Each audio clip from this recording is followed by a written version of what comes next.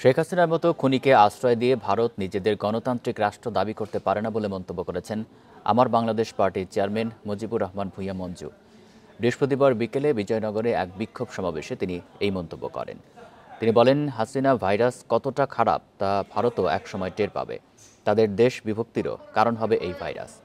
জাতিসংঘের তদন্তে বাংলাদেশে গুম খুনের যে তথ্য বেরিয়ে এসেছে তা নতুন কিছু নয় উল্লেখ করে তিনি বলেন, এসব গুম খুনের শিকার প্রত্যেকটি মানুষের বিচার অন্তর্বর্তী সরকারকে করতে হবে।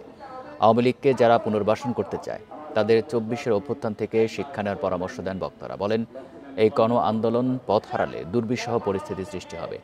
দ্রুত নির্বাচন দিতে বড় দলগুলোর দাবি জনগণকে বিভ্রান্ত করছে।